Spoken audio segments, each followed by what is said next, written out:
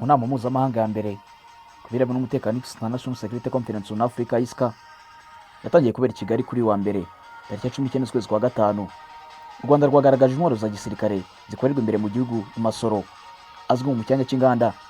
Benshi ntabwo twari tubizi, ariko uruganda rwatangiye mu 2018. Uruganda rukora intwaro mu Rwanda rwitwa Rwanda Engineering and Manufacturing Corporation REMCO, rukorera ibikoresho bya gisirikare ingabo z'u Rwanda RDF. Mu zindi ntego rufite harimo no gufasha ibihugu byinshi kubona ibikoresho bya gisirikare.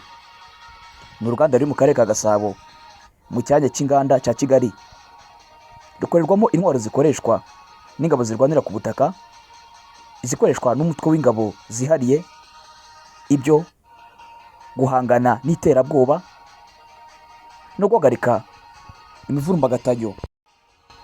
REMCO ikora ibikoresho bya gisirikare ku bufatanye n'u Rwanda rukora intwaro rwa Israeli IWI, ndetse zemewe gukoreshwa ku rugamba.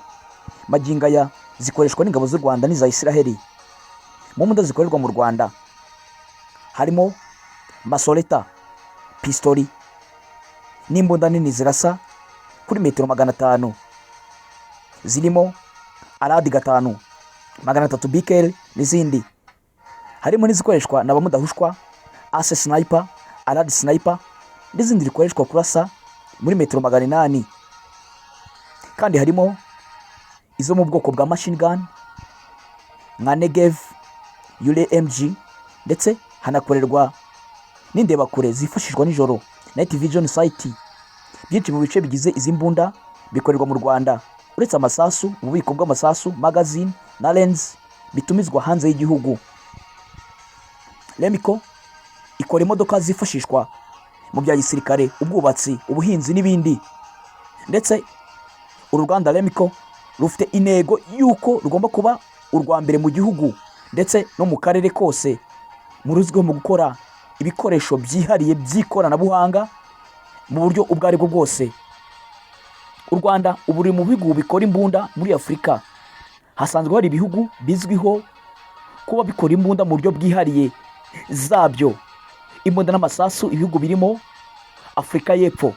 Kuva mu myaka ya kera ubwo Afurika y'Epfo yayoborwaga n'abazungu, nibwo Afurika y'Epfo yatangiye gukora intwaro ku giti cyayo zihariye ndetse igakora n'amasasu. Afurika y'Epfo ni igihugu cya mbere kizwiho kuba cyarakoze intwaro bwa mbere ndetse kikikora n'amasasu. Igihugu cya kabiri harimo Ethiopia, kimwe mu bihugu biteye imbere cyane mu buryo bw'ikoranabuhanga.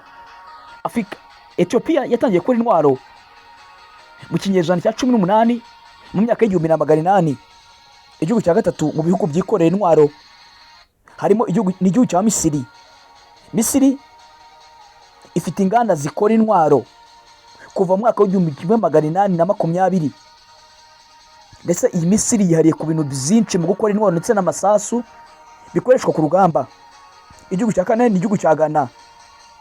Ghana yatangiye gukora intwaro kuva mu myaka 100 ishize kugera n'ubu. Igihugu cya gatanu ni igihugu cya Kenya. Kenya iri mu bice bya Afurika y'Iburasirazuba, ariko ikaba yaratangiye gukora intwaro mu myaka myinshi ishize kugeza n'uyu munsi.